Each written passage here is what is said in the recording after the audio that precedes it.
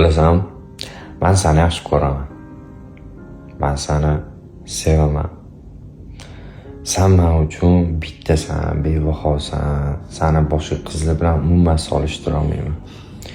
Chunki sen meni hayotimda ko'p narsani o'zgarishiga sababchi bo'lgansan. Kim nima deb o'ylaydi, kim qanaqa fikrda, unisi menga qiziq emas.